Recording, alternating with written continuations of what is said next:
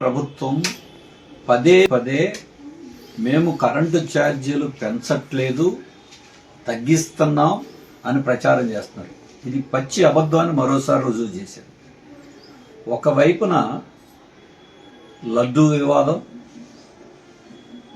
దాడులు, ప్రతిదాడులు, దుష్ప్రచారాలు, బూతు పురాణాలు అటు కూటమి, టీడీపీ, వైసీపీ, ఇతర పార్టీల మధ్య జరుగుతూ ఉన్నాయి.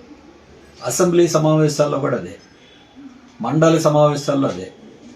గుట్టు చప్పుడు కాకుండా ఈ శాసనసభ సమావేశాల్లో విద్యుత్ సుంకం అంటే కరెంటు ఛార్జీలు కాకుండా ప్రభుత్వ ఖజానా నింపుకోవటానికి సుంకం పేరుతో ప్రతి యూనిట్కి 6 పైసలు వసూలు చేసి ఖజానాలో వేసుకుంటారు. దాన్ని 6 పైసల నుండి 100 పైసలకి నివాసం కాకుండా మిగిలిన వాటన్నిటి మీద పెంచుతూ గత వైసీపీ ప్రభుత్వం తప్పుడు నిర్ణయం తీసుకుంది. దీన్ని చట్ట విరుద్ధమని హైకోర్టు, సుప్రీంకోర్టులు కొట్టేసి ఇప్పుడు వైసీపీ ప్రభుత్వం చేసిన చట్ట విరుద్ధమైన చర్యని కూటమి పార్టీలు చట్టం మార్చి చట్టబద్ధత కల్పించారు. అంటే వీళ్ళందరూ తిట్టుకోవటమే, భారాలేయటంలో అందరిది ఒకటే దారి. దీనివలన సుమారుగా ఇప్పుడున్న భారం కాకుండా సంవత్సరానికి 3,000 కోట్ల రూపాయల అదనపు భారం పడుతుంది.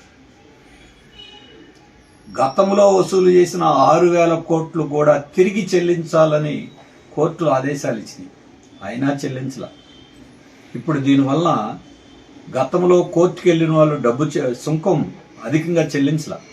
ఇప్పుడు అదంతా కట్టాలంటే లేదు, 94 పైసలు ఒక్కసారి యూనిట్కి పెరిగితే రేపు అది కట్టలేక పరిశ్రమలు, చిన్న వ్యాపారులు, ఆఖరికి లైబ్రరీలు, దేవాలయాలు, మసీదులు, చర్చిలు అన్నిటి మీద 94 పైసలు పెరిగిపోతుంది. ఇది భారం కాదా? ఇంకా ఇతర సర్దుబాటు ఛార్జీలు, ఇతర భారాలు ఉన్నాయి. అసెంబ్లీ సాక్షిగా జరిగింది. మరి ఇంతకంటే ఘోరమే ఉంది? చెప్పేదొకటి, చేసేదొకటి. అందుకే ప్రజల వాస్తవాలు గమనించండి.